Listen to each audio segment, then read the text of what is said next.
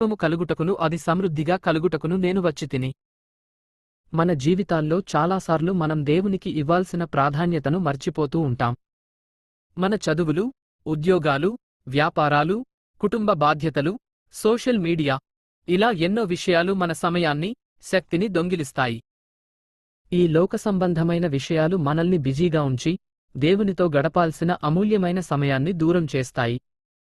అయితే ఈ విషయాలన్నీ మన జీవితంలో అవసరం లేదని కాదు.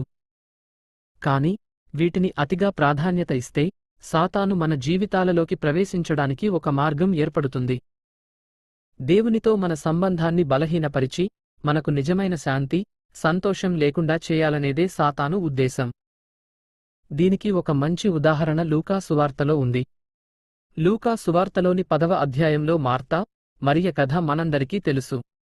మార్త యేసుక్రీస్తుకు ఆతిథ్యం ఇవ్వడానికి చాలా పనులు చేసి ఆందోళన పడుతూ ఉంది.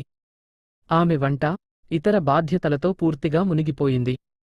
కాని ఆమె చెల్లెలు మరియ యేసు పాదాల దగ్గర కూర్చుని ఆయన మాటలు వింటూ ఉంది. అప్పుడు మార్త యేసుతో, ప్రభువా, నా చెల్లెలు నన్ను ఒంటరిగా పనులు చేయమని వదిలేసింది. ఆమెను నాకు సహాయం చేయమని చెప్పవా అని అడిగింది. అప్పుడు యేసు మార్తతో, మార్తా, మార్తా, నీవు చాలా విషయాల గురించి కలవరపడుతూ ఆందోళన పడుతున్నావు.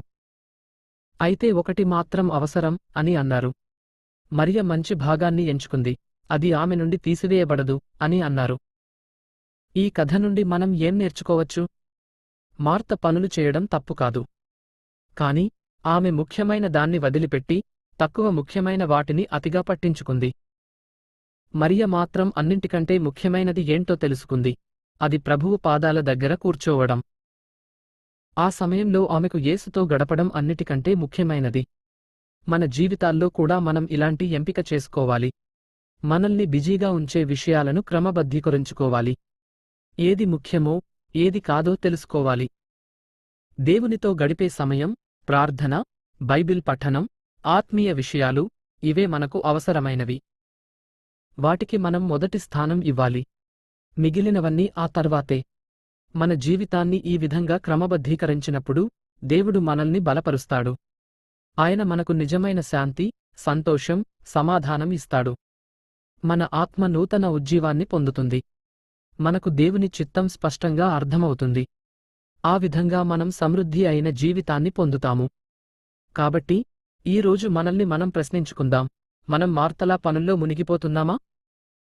లేక మరియలా ప్రభువు పాదాల దగ్గర కూర్చోవడానికి సమయం కేటాయిస్తున్నామా? సమృద్ధి అయిన జీవితం కోసం దేవుని